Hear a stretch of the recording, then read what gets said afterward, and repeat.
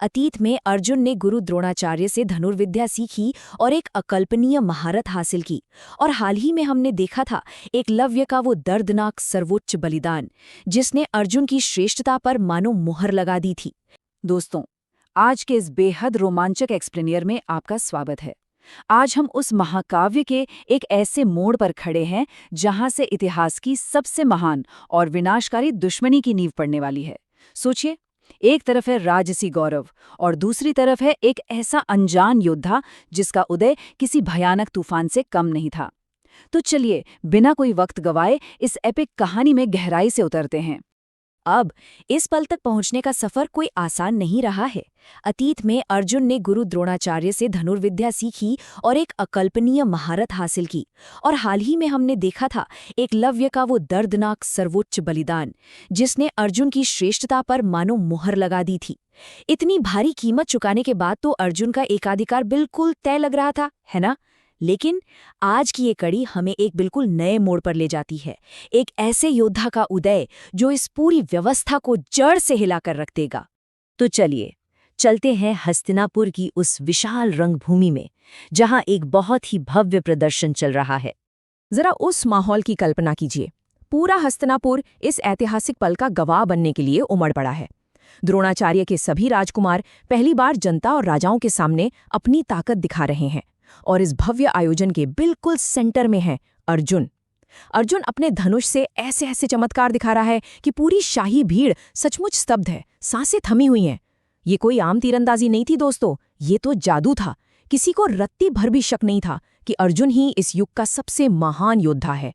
पूरा स्टेडियम अर्जुन की जय जयकार से गूंज रहा था। हर कोई उसकी वाहवाही कर रहा था। लेकिन तभी माहौल एकदम से बदल जाता है। रंगभूमि के द्वार पर अचानक एक तेजस्वी व्यक्ति आकर खड़ा होता है। उसके शरीर पर जन्म से ही एक चमकता हुआ कवच है और कानों में दिव्य कुंडल। उसकी आंखों में एक ऐसी आग है जो सीधे अर्जुन के गौरव को भेद रही है। और फिर उस शांत होती भीड़ के बीच से एक भारी गूंजती हुई आवाज आती है, अर्जुन, जो कुछ तुमने किया है मैं उससे बेहतर कर सकता हूं।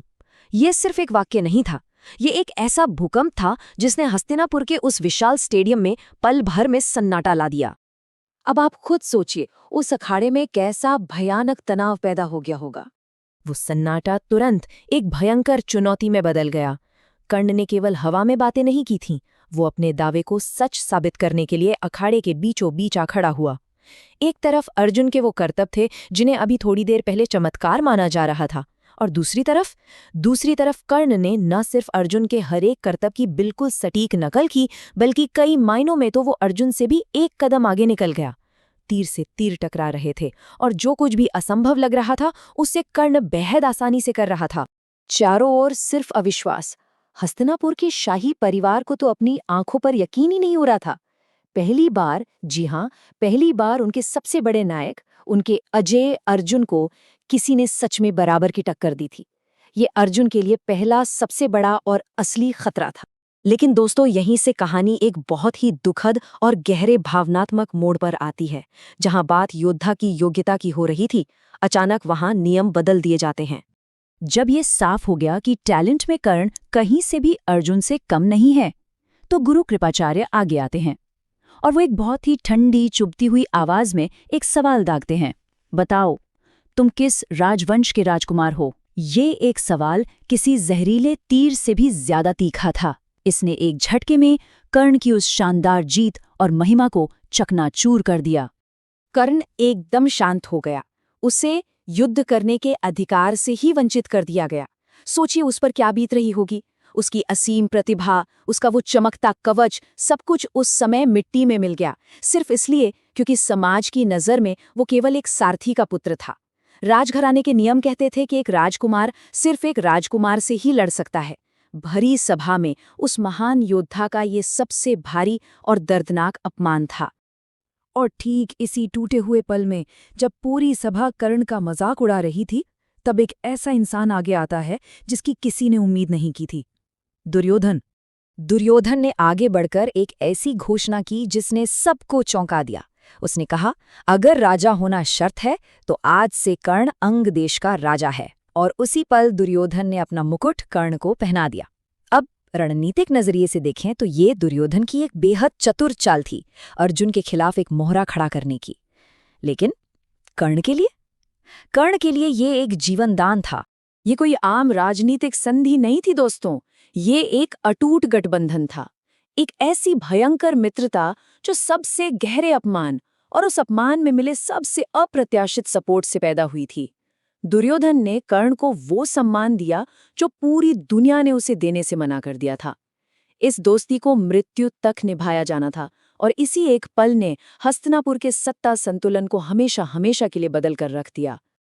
लेकिन ठहरिए, इन सब हंगामों के बीच दर्शक दीर्घा में एक और कहानी चल रही थी, एक बहुत ही गहरा और छुपा हुआ रहस्य। जहां एक तरफ ये सारा राजनीतिक और रणकौशल का खेल चल रहा था, वहीं विशाल रंगभूमि के उस शोर और जयकारों के बीच पांडवों की माता कुंती बिल्कुल खामोशी से रो रही थीं। उनकी आंखों के सामने अर्जुन और ये नया योद्धा कर्ण एक दूसरे की जान लेने पर उतारू थे। लेकिन कुंती के रोने की वजह सिर्फ अर्जुन की चिंता नहीं थी। उनके रोने की असली वजह कुछ और ही थी, एक ऐसा विनाशकारी सच जो पूरी दुनिया से छिपा था। कर्ण गुप्त रूप से कुंती का ही पहला पुत्र है। जी हाँ, वो अर्जुन का बड़ा भाई है। कुंती अपने ही दो बेटों को एक दूसरे के खून का प्यासा होते हुए देख रही थी और वो चाहकर भी किसी से कुछ कह नहीं सकती थी। क्या आप इस कहानी की इस भयानक विडंबना को महसूस कर सकते हैं? तो कुल मिलाकर अब पूरी स्थिति पलट चुकी थी। अर्जुन, जो अब तक अजेय नायक माना जा रहा था, वास्तविकता में अब अपने जीवन के सबसे बड़े और खतरनाक प्रतिद्वंदी का सामना कर रहा था। और दूसरी ओर दुर्योधन, जिसे हमेशा अर्जुन का डर सताता था, अब उसे पृथ्वी का सबसे शक्तिशाली और वफादार साथी मिल गया था। पूरा का पूरा समीकरण एक ही दिन में उलट गया। और अब हम सबके सामने ये सबसे बड़ा सवाल खड़ा होता है, क्या ये दुश्मनी आगे चलकर एक महायुद्ध की वजह बनेगी? आज इस रंगभूमि में जो नफरत और अपमान का बीज बोया गया है, भविष्य में वो कौन सा जहरीला पेड़ बनेगा? अर्जुन का गौरव, कर्ण का अपमान, दुर्योधन की चाल और कुंती का ये खौफनाक रहस्य, ये सब मिलकर किस प्रलय को जन्म देंगे? इन सब सवालों के जवाब हम ढूंढेंगे हमारे अगले एक्सप्लेनियर में। तब तक के लिए इस कहानी के बारे में जरूर सोचिएगा।